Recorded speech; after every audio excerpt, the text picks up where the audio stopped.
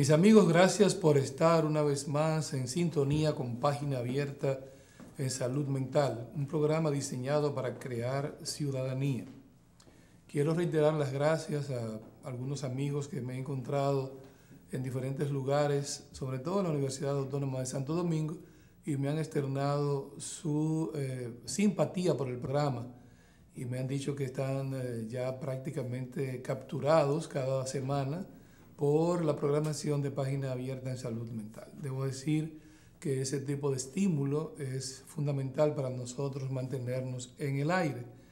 Pero además, muy en especial, un amigo que se me acercó la semana pasada para decirme que este trabajo que realizábamos era un trabajo de bien social y que tenía un componente importante de orientación para la población. La verdad es que es un esfuerzo que realizamos desinteresadamente con el propósito de mantener en el aire un programa que tenga una orientación psicológica. Ante la necesidad de hablar sobre la psicología y de hablar desde la perspectiva de la psicología en torno a los problemas cotidianos del país. Debo decir que es importante siempre que hablemos en los medios de comunicación establecer desde qué territorio de saber, desde qué tipo de conocimiento estamos construyendo nuestros juicios y valoraciones. Eso es fundamental. También es fundamental saber que estamos haciendo una aproximación al problema, que no significa de ninguna manera que tenemos la última palabra ni la verdad absoluta. Los eventos sociales y psicológicos son complejos y la complejidad nos enseña que hay una gran gama de variables que se afectan entre sí y que influyen en el propio evento que pretendemos estudiar. Tratamos de tener una visión holística, una visión completa, lo más totalizadora posible de un evento, de un determinado fenómeno, de un determinado objeto de análisis, pero siempre quedan algunas cosas fuera. Y a propósito de análisis, en el mundo de los psicólogos de la complejidad y de los teóricos de la complejidad, esta es una palabra que ha creado mucha controversia porque algunos plantean que el análisis que proviene de la idea del estudio lineal de un evento, es decir, de que una variable causa un determinado evento y por consiguiente la posibilidad de descomponer en sus partes ese evento me permite a mí ver cómo operan las partes dentro del todo y tener una idea del todo. Algunos plantean, bueno, eso es imposible. Si yo descompongo un evento social, las partes que lo componen, pues tendrán un comportamiento distinto a la dinámica en que interactúan cuando forman parte de ese todo. Sin embargo, la palabra análisis no puede ser expulsada del lenguaje de la ciencia porque los eventos simples y los fenómenos simples pueden ser analizados. Es decir, la palabra análisis no se aplica para los eventos complejos, pero sí para eventos simples. Pero hoy queremos hablar sobre los temas cotidianos que están apareciendo en los medios de comunicación y que en esta semana han sido tema de discusión y controversia. Hace apenas 2 días, en uno de los medios de circulación nacional aparece un artículo donde el articulista plantea el espinoso tema de las homofobias o de la homofobia en singular, donde él propone que es una enfermedad y utiliza textualmente la palabra enfermedad. Y cito, dice: la homosexualidad no es una enfermedad, pero sí lo es la homofobia. Y cita a la Organización Mundial de la Salud y a otras entidades para sustentar su planteamiento. Por supuesto, como siempre, un planteamiento peregrino que es sostenido por una persona no especialista en salud mental, sino un periodista y que se aventura a hacer esta afirmación categórica. Nosotros hemos hecho varias críticas al concepto de homofobia en otros programas, refiriéndonos al hecho de que es una especie de barbarismo, de monstruo, construido con cierta prisa, que impide de alguna manera la posibilidad de estudiar desde el punto de vista de la psicopatología, las fobias. Las fobias son definidas como un miedo exacerbado, exagerado hacia un determinado estímulo, y hay múltiples abordajes terapéuticos para reducir los niveles de tensión que genera los estados fóbicos y, por supuesto, el miedo extremo. Básicamente, por ejemplo, en el caso de las terapias de la conducta o cognitivo-conductual, se utilizan técnicas para la reducción del nivel de tensión. Una de ellas, la técnica de aproximaciones sucesivas, ¿verdad? O de la inoculación del estrés. Una es la contracara de la otra, ¿verdad? En el caso de las aproximaciones sucesivas, el terapista, controlando los niveles de tensión que se genera y de temor, va tratando de que la persona afectada por una fobia se acerque al objeto fóbico. En el caso de la inoculación del estrés, pues lo que se hace es que se lleva a niveles extremos la sensación de miedo, por supuesto, bajo el control de un terapista, con el propósito de que después que se llega al fondo no hay otra opción que ascender, que subir. Sin entrar en detalles sobre las técnicas terapéuticas, quiero reiterar que las fobias son miedos excesivos, una idea de que hay una cognición de que un objeto va a provocarme un daño, de que me va a producir un daño extremo, cuando en términos racionales se sabe que ese objeto no podría hacerme ese daño. Hay un caso típico, clásico de los 5 grandes psicoanálisis de Freud, donde el paciente, el participante en terapia, el analizante, temía a los lobos, con la curiosa situación de que en el entorno donde él vivía no habían estos animales. Así es que él temía a una estampilla donde aparecía una gráfica de lobo. Y sobre todo esa estampilla estaba asociada a una dinámica de relación con la hermana, el padre del paciente. La hermana porque era quien le exponía al objeto fóbico, y el padre porque era realmente el objeto sustituto, donde él había desplazado la figura del lobo, ¿verdad? Reprimiendo una serie de emocionalidades. Así que si lo vemos desde la perspectiva del psicoanálisis, la fobia siempre estará ligada a un desplazamiento. El objeto fóbico es solamente una representación simbólica, una metáfora del verdadero temor o el verdadero objeto generador del miedo. Por supuesto, muchas veces ligado a eventos traumáticos de la infancia. En este caso, para no alejarnos del tema que nos atañe hoy, la palabra homofobia, digo que es una especie de barbarismo porque por lo menos en el caso de la psicopatología no encuentra una adecuada clasificación en el marco de las fobias. ¿A qué nos referimos con homofobia? Bueno, entre las comunidades gay, lesbianas, transexuales, la palabra homofobia se refiere a una conducta de odio y rechazo a las personas que tienen otro tipo de preferencia sexual, en este caso a los homosexuales. Si esa es la situación, entonces la palabra está mal utilizada, porque obviamente homofobia no quiere decir rechazo, repulsa, odio, sino que las fobias, como ya dije, tienen que ver con un miedo exagerado hacia un determinado objeto. Por consiguiente, la palabra homofobia implicaría un miedo a algo que se me parece, si tomamos la palabra homo como la que se aplica en el caso de la homosexualidad, la preferencia de tener relaciones con alguien de un mismo sexo, es decir, alguien semejante a ti, entonces tendríamos temor a algo que se nos asemeja. O si tomáramos la palabra en otra raíz, pues implicaría miedo a la condición de hombre. En ninguno de los dos casos es posible, es sostenible este concepto.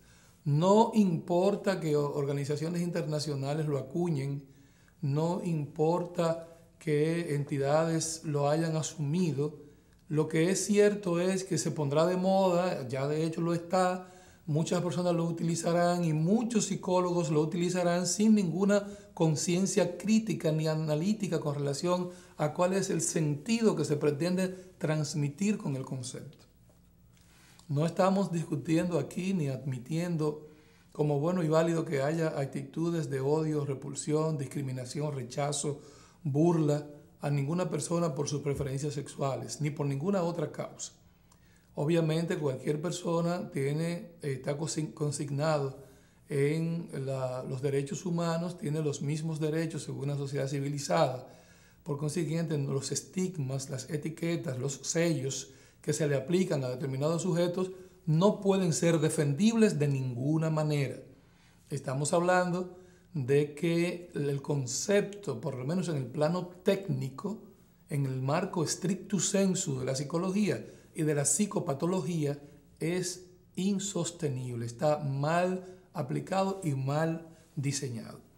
Pero además, en el caso del periodista que planteaba que la homofobia es una enfermedad, tendríamos que preguntarnos cuáles serían los signos y síntomas de dicha enfermedad, cuáles serían los niveles de perturbación, si estamos hablando de un trastorno psicológico, o cuál sería la disfunción, si hablásemos de un problema orgánico, de los sujetos que padeciesen esa enfermedad. ¿A dónde han ido a hacer demanda? Al hospital, al médico, al psicólogo, al psiquiatra. ¿Qué tipo de medicación hay que aplicar o qué modelo terapéutico habría que aplicar para curar a esos supuestos enfermos? Mis amigos, las cosas han girado de manera tal que la comunidad gay exige, por ejemplo, la legalización del matrimonio homosexual. Yo pienso que si hablamos de preferencia, una palabra que parece que ahora está siendo revisada por la propia comunidad y se entiende que es una precondición biológica, probablemente cerebral o genética, la de la elección de una pareja del mismo sexo. Si hablamos de cuestión de derecho, pues entonces tendríamos que abrir el espectro para permitir también otras prácticas sexuales que tendrían el mismo derecho de ser ejercidas. De hecho, en Europa hay comunidades, por ejemplo, de pedófilos que entienden que debe reducirse la edad a la que un niño puede casar o una niña puede casar con un adulto mayor. Yo, en términos personales, entiendo que no podemos, los que pretendemos hablar desde una perspectiva científica, desde un dominio de saber, no podemos pretender adecuar a los cambios de la sociedad, forzarlos a que encajen dentro de un determinado esquema científico, sino que es la ciencia la que tiene que adecuarse a los cambios sociales. Pero esa adecuación implica, de alguna manera, una perspectiva crítica, esa adecuación implica una perspectiva de discusión, de debate, una perspectiva de exploración, de búsqueda, de inclusión de datos y de elementos que permitan la comprensión lo más cabal posible de los eventos que están ocurriendo. Por consiguiente, pienso yo que del mismo modo que los homosexuales organizados llaman a su derecho a ser respetados, a que se les respeten sus derechos individuales, a que se les respete su integridad como persona, a no ser etiquetados por su preferencia sexual, de la misma manera hemos llegado a un punto en que los heterosexuales vamos a tener que solicitar que tampoco se nos etiquete, que no nos llamen homofóbicos, que no nos digan stray, desviados, cuadrados, fuera de moda, etc. Porque también ha habido una carrera galopante hacia la aplicación de etiquetas a los que tenemos una preferencia sexual diferente a lo que ahora está en boga y de moda. Por consiguiente, hablando a propósito de otro neologismo, el famoso bullying o la burla que se supone hace sobre todo en las escuelas a los niños, me parece que ese bullying que reclama la comunidad gay que no se aplique a los homosexuales, hemos dado una vuelta de tuerca en la que ahora necesitamos también los heterosexuales solicitar que no se nos etiqueten. En fin, Creo que es un error, creo que es una precipitación del articulista al llamar homofobia a una supuesta nueva enfermedad, pero no se desesperen. Es probable que si seguimos por la ruta que vamos, dentro de poco los que tendremos que ir al psicólogo seremos los heterosexuales. Manténganse ahí, que seguiremos con este y otros temas después de los compromisos comerciales.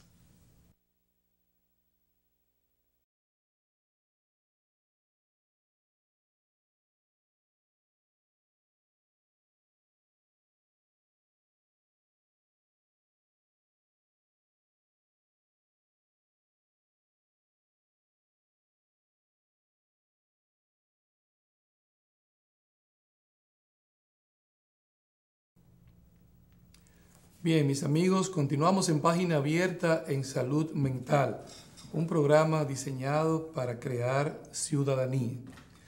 Señores, cada vez que venimos aquí semana tras semana tenemos que abordar el tema de la violencia y tenemos que insistir en ello para tratar de contribuir a la reducción de lo que se ha convertido en una especie de epidemia en República Dominicana. Muchas variables, muchos elementos participan, tiene que ver con esta especie de vacío que hemos creado para nuestros hijos, en donde no hay una figura de autoridad que le oriente hacia cuáles son las normas sociales, y terminamos creando una especie de cántaros huecos en donde no hay lo que se llama conciencia moral y por consiguiente la transgresión de las normas, que comienza con pequeñas violaciones, puede terminar con hechos violentos extremos. Sin embargo, uno de los elementos más importantes que hay que insistir para que se tome en consideración, que hay que recalcar en un programa como este, es el consumo de sustancias y violencia, el correlato entre el consumo de sustancias y violencia, y específicamente alcohol y violencia. Si nos ponemos a hacer un estudio epidemiológico, nos daríamos cuenta de que con el tema del consumo de alcohol, precisamente por la facilidad de conseguir este tipo de sustancia, hay una mayor incidencia no solo de violencia, sino de accidentes automovilísticos, de conflictos de pareja, de violencia intrafamiliar, etcétera, porque hay un mayor consumo, es decir, hay un mayor acceso a esta sustancia. Solo por esa variable ya hay que tomar en consideración esto. Ahora, también se ha establecido que hay a nivel, en el mismo marco de lo que hemos llamado epidemiología, hay una correlación muy alta y positiva entre consumo de alcohol y trastornos depresivos. Es decir, cuando estuvimos haciendo práctica en Estados Unidos, en Nueva York, donde se llevan controles de estas estadísticas, había una prevalencia de consumo de alcohol unido a depresión o de trastorno depresivo y consumo de alcohol. Cuando decimos correlato es porque no podemos establecer si el depresivo se refugia en el alcohol o si el alcoholismo genera trastornos depresivos. Lo que sí es seguro es que las dos cosas aparecen apareadas con una gran frecuencia. Y contrario a lo que se presume, los trastornos crónicos, es decir, trastornos de personalidad, donde se involucra el problema depresivo, es decir, la depresión mayor, contrario a lo que se podría esperar, hay un componente de violencia en la personalidad depresiva. Componente de violencia que generalmente tiende a ser muy destructor, porque, por ejemplo, en el caso de la relación de familia, en la violencia doméstica tiende a haber varias víctimas. Esos casos en donde ustedes pueden observar que el sujeto tiende a eliminar a la pareja e incluso hijos o personas cercanas relativos a la pareja o a la casa, puede casi seguro uno suponer que en el trasfondo hay un problema de depresión mayor, sobre todo cuando va acompañado de suicidio. Algunas personas, no quiero poner etiqueta, tal vez por ignorancia, tal vez influido por todo el tema mediático que hay con respecto a las muertes de mujeres de manos de sus parejas, a veces hasta celebran la violencia autoinfligida, cuando el sujeto tiende a cometer suicidio. Pero señores, el drama es el mismo. El drama es el mismo. Ese sujeto que se suicida también tiene familia. Ese niño que sobrevive ahora queda huérfano de padre y de madre. La sociedad donde ese individuo estuvo integrado pierde a un miembro. Hay un impacto negativo a nivel del Producto Interno Bruto porque se pierde una mano de obra, un individuo económicamente activo, o dos. Y ahora la sociedad tiene que responder ante un niño huérfano. Así que, lejos de celebrar un evento como este, debemos preocuparnos y ocuparnos de la cantidad de variables, de la multifactorialidad que implica el tema de la violencia. Hay que insistir en ello.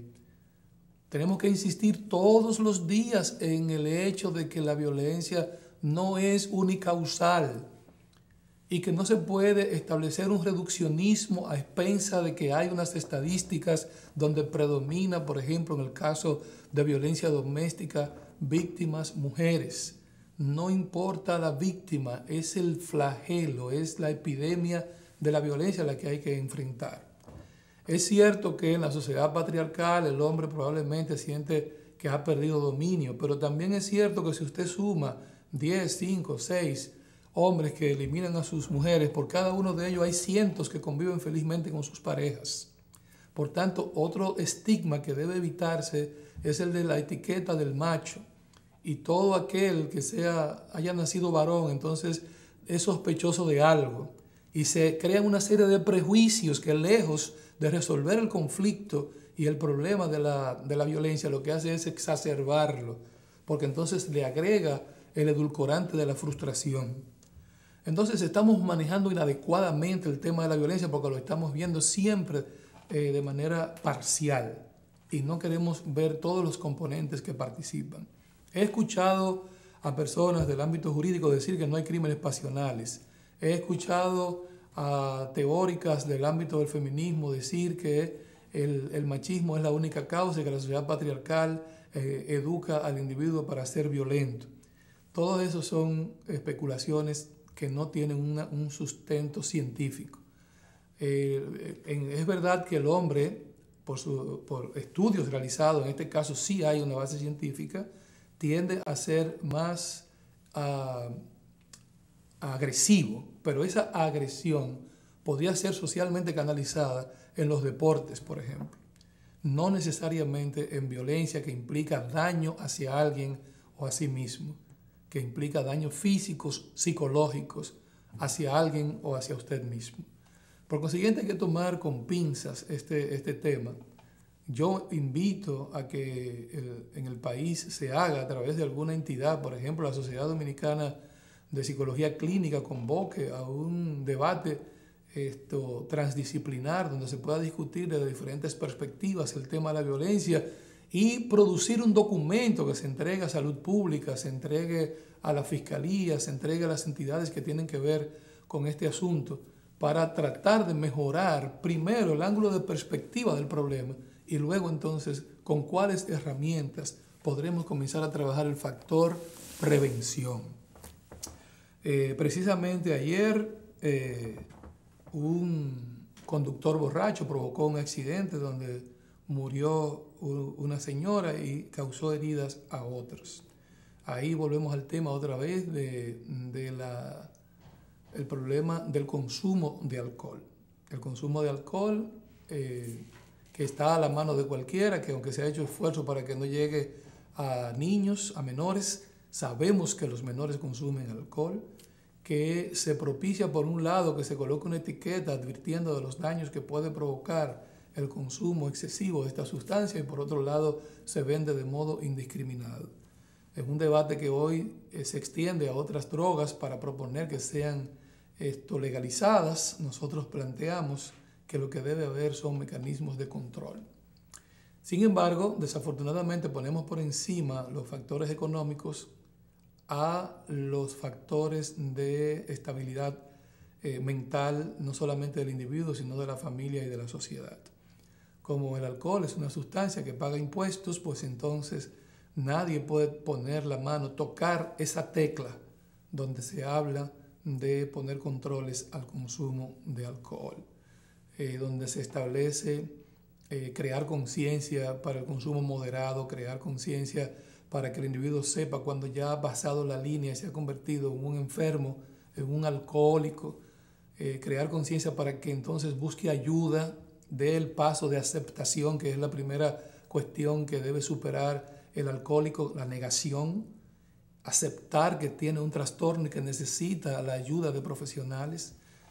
Ese tipo de debates se da de manera muy limitada, si es que se da, porque tenemos temor a las grandes potencias económicas que están involucradas, a las grandes empresas del país que están involucradas en el consumo y venta de esta sustancia. Pero estamos diciendo, hay que poner control sobre eso. Y uno de los mecanismos que pienso deben ser controlados es el de la publicidad, donde se asocia felicidad, placer, reunión familiar, juntarse con amigos, salir con la novia, tener relaciones sexuales, relaciones íntimas, se asocia con el consumo de alcohol. Y es todo lo contrario. Cuando usted consume alcohol, lo primero es que afecta el centro del equilibrio. Comienza a afectar su cerebro y usted tiene problemas para mantenerse de pie, mantenerse en pie. Pero además también produce vasoconstricción, lo que quiere decir que hay menos flujo sanguíneo a cualquier parte del cuerpo. Y sabemos que la erección del pene proviene del flujo sanguíneo que baja a la zona pélvica. Por tanto, si hay menos flujo sanguíneo, habrá menos respuesta eréctil. Pero además el periodo refractario, es decir, la posibilidad de tener una segunda erección, será mucho más prolongada y la probabilidad de fracaso en el intento de tener sexo también será mucho más alta. Por consiguiente, es un mito el creer que consumir alcohol lo va a hacer más potente. Lo que puede lograr el alcohol es generar algún estado de desinhibición, como es actúa en el sistema nervioso central, es un desinhibidor, pues probablemente esa desinhibición podría hacerle creer a usted que usted tiene mejores condiciones para tener sexo. Pero en términos fisiológicos, orgánicos, puros y simples, lo que hace es que genera obstáculos para la posibilidad de tener una relación sexual exitosa, sobre todo en el caso del hombre. Por consiguiente, esa idea que donde hay un hombre tiene que haber una botella de alcohol es solamente publicidad, propaganda, que ha utilizado un mecanismo psicológico muy claro, que es el de asociar determinados estímulos para crear condicionamiento. Si asocio felicidad, placer, sexo, fiesta, diversión, etc., con alcohol, hago que el alcohol, que no genera ni felicidad, ni placer, ni está vinculado a la fiesta, termine pareciéndosele. Es decir, asociar dos estímulos, uno neutro con otro que es incondicional, pues probablemente el primero adquirirá las cualidades del segundo. Y por consiguiente, cada vez que pensemos en fiesta, cada vez que pensemos en placer, en sexualidad, en relación de pareja, en tener una actividad con amigos, también vendrá a nuestra mente el consumo de alcohol. Eso implicará un incremento de consumo, eso implicará también un uso desenfrenado de la sustancia, porque si lo asociamos con felicidad, creemos que mientras más tomemos, más felices estemos, y por consiguiente tendremos a un individuo, probablemente al volante, con una dosis de alcohol en el torrente sanguíneo que le ha afectado su sentido del equilibrio, que le ha reducido su capacidad perceptiva, sobre todo visuales, que le ha afectado sus respuestas reflejas y es un potencial criminal en la calle, un potencial criminal. Después de las 12 de la noche, cuando usted sale, mis estimados amigos, sabe que tiene que andar con muchísima precaución. Lo primero que alguien dirá es, ten cuidado porque es la hora en que salen los borrachos.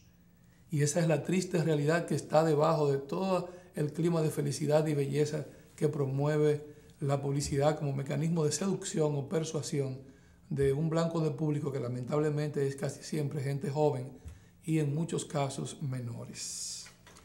Así es que un llamado tanto a las autoridades para que por favor de alguna manera discutamos cuáles mecanismos se pueden utilizar para que el uso y control de alcohol sea de moderado, para que no llegue a los niños y para que de alguna manera se establezcan mecanismos de prevención para que no manejemos y tomemos al mismo tiempo. Si bebes, no manejes, y si manejas, no bebas. Señores, el programa nuestro continúa después de estos compromisos.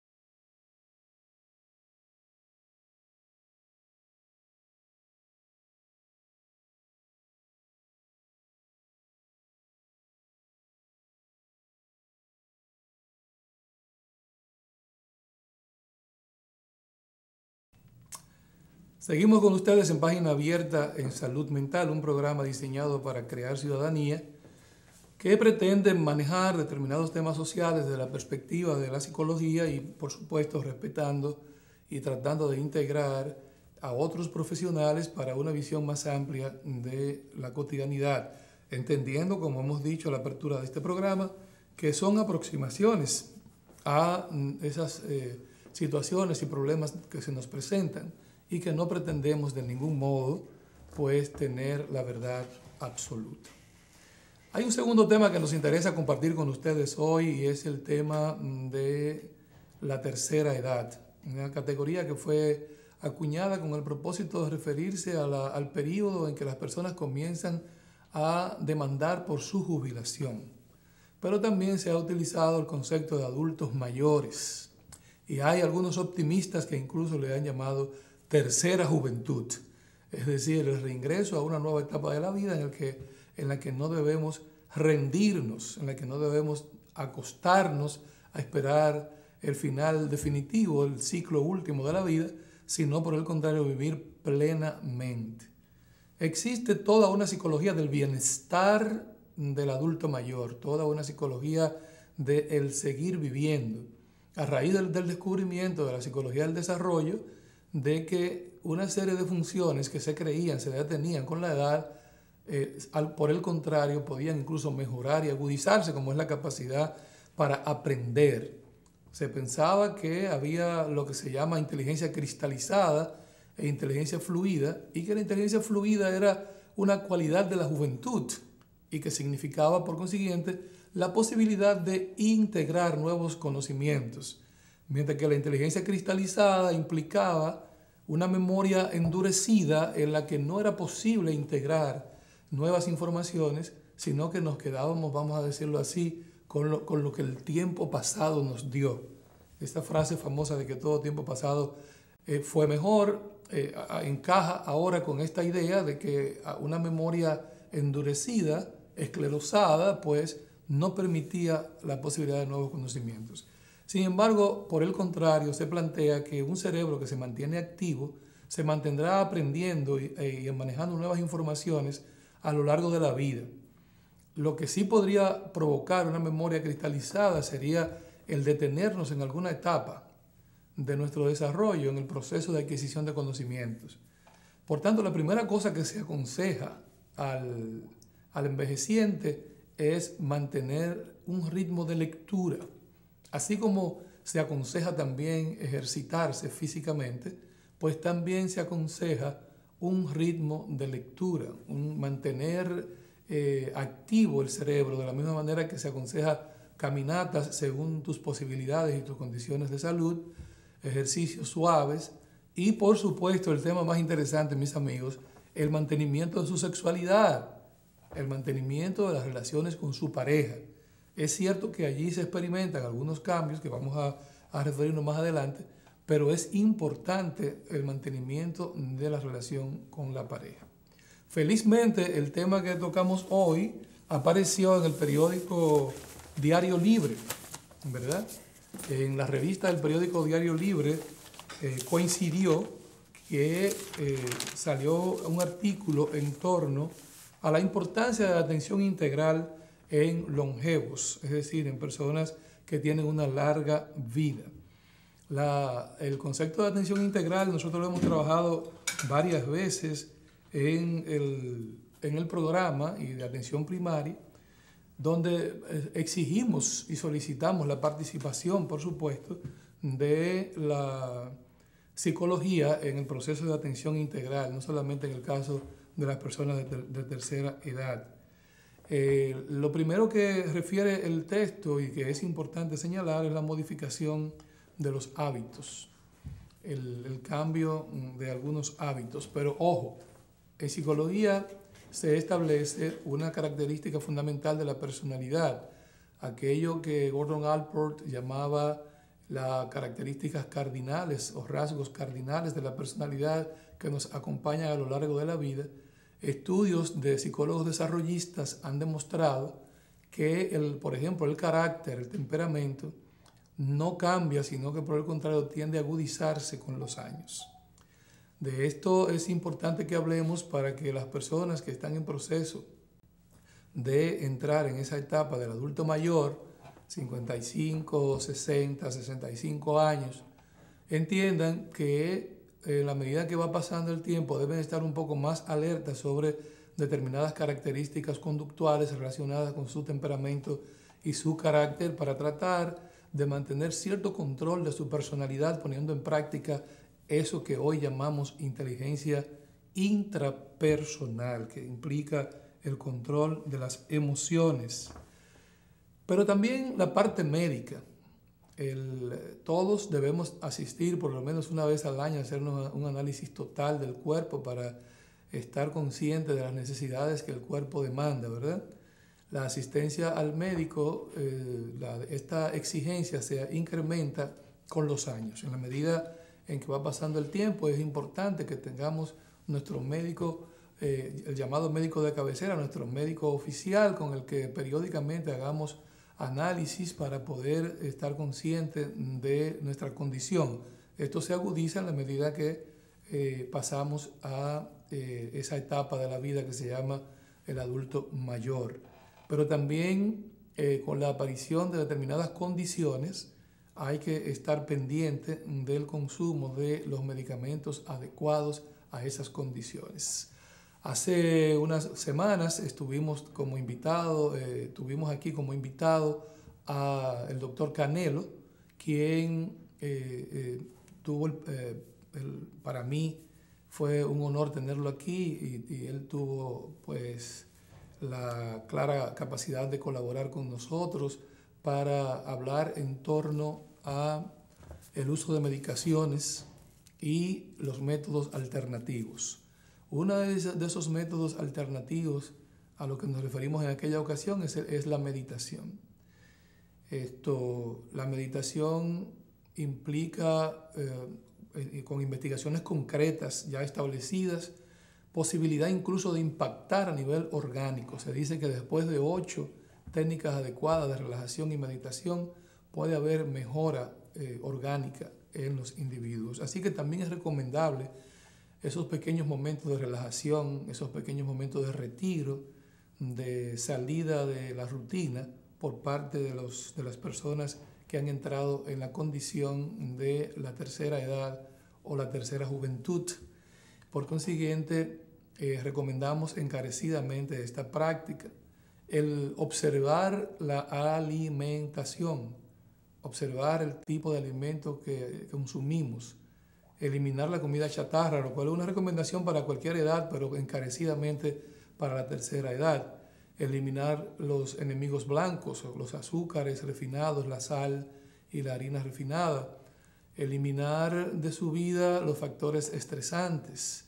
Recuerde que usted ha entrado en una fase de retiro, pero una fase de retiro del estrés, una fase de retiro de los factores estresores, no así de los factores de felicidad. Una búsqueda y aproximación con la familia. La importancia de tener soportes emocionales se incrementa en esta etapa de la vida y por consiguiente es altamente recomendable que nos reunamos con la familia. Por cierto que hablando de la familia, en República Dominicana es uno de los países que una vez nos etiquetaron como uno de los países más felices y probablemente uno de los factores que determinen esta felicidad sea la proximidad familiar. Fíjense que hay un trastorno que obviamente ocurre entre las mujeres que se llama la depresión posparto y que tiene una alta incidencia en los países desarrollados. Sin embargo, en República Dominicana, decía el doctor Manelik Salazar en una ocasión en que hablábamos sobre el tema, que era casi cero la presencia de depresión posparto debido al apoyo familiar que tiene la mujer después de parir. Tiene a la mamá, tiene a la mamá del esposo, tiene las hermanas que le prepararon un caldo, que le pusieron unas medias, que le impidieron que levantara objetos pesados, que la obligaron a cumplir un ritual de la famosa cuarentena, los famosos 40 días de reposo. Todo eso forma parte de una cultura, de la cultura dominicana, que de algún modo pues mejora la calidad emocional y psicológica de una persona que, contrario a como dice Manelik, sí hay síntomas de depresión posparto, porque aparece el problema de la pérdida de la imagen, del problema de la autoimagen de la mujer que acaba de parir y de ideas erróneas alrededor de este cambio en su figura, en su imagen, que implica también ideas erróneas en su relación de pareja, ideas erróneas con respecto a su sexualidad, etcétera, que sería muy bueno que fueran trabajadas con un psicólogo. Pero los psicólogos en este caso en República Dominicana tienen un excelente apoyo en la familia, que tiende a nuclearse alrededor de la mujer en el periodo que llaman los dominicanos de riesgo. Ese periodo de riesgo, que tiene que ver probablemente con una condición especial de salud, una condición especial fisiológica, orgánica, también implica un estado especial a nivel psicológico, a nivel de la autoimagen, a nivel de las relaciones de pareja de la mujer que acaba de tener un bebé. Pero volvamos a los ancianos. La Organización Mundial de la Salud ha puesto mucho interés en el tema de la tercera edad y de los envejecientes, y eso ha generado que haya habido un gran desarrollo de los estudios de esta etapa de la vida, cosa que, como ya dije en el pasado, era más escasa. La parte importante en este caso a resaltar es la búsqueda del bienestar, la búsqueda de la felicidad y lo que los médicos llaman calidad de vida. Cuando hablábamos de condiciones, nos referíamos, por ejemplo, a la diabetes o al estado prediabético, nos referíamos a los estados de hipertensión o a alguna condición cardiovascular que puede ser controlada por los ejercicios, la práctica de la meditación y el uso de los medicamentos. Y por supuesto la observación del tipo de alimentación. Por tanto, se ha tratado de evitar llamarle a esto enfermedad para referirse a condición. Claro está que si descuidamos algunos de estos elementos señalados, una de esas condiciones puede convertirse en una enfermedad, una cardiopatía, un problema, por ejemplo, de acumulación de ateromas en las arterias, lo que implicaría dificultad para que llegue suficiente sangre y oxígeno al cerebro y probablemente comience un proceso de grave deterioro a nivel cerebrovascular, un posible infarto, etc. Una serie de problemas que pueden devenir, pero que pueden ser prevenibles si utilizamos con inteligencia las experiencias que tenemos en nuestro entorno, las informaciones que ahora podemos tener acceso fácilmente, los consejos médicos y, por supuesto, la relación con la familia.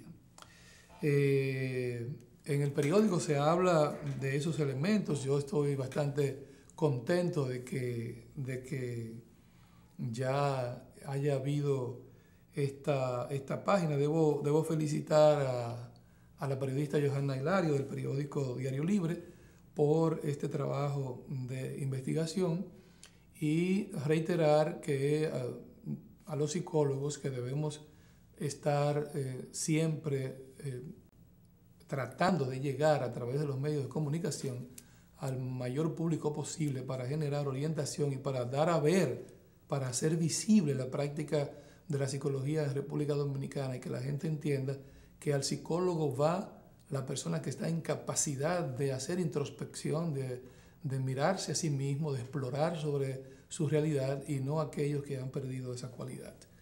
Nosotros estamos siempre dispuestos a realizar cualquier tipo de esfuerzo, no solamente a través de estos medios, sino dictando conferencias, participando en talleres, asistiendo a donde nos soliciten, sobre todo a los barrios, para brindar orientación psicológica y, por supuesto, contagiar a otros colegas para que hagan lo mismo. Señores, seamos felices, no importa la etapa de la vida en que nos encontremos.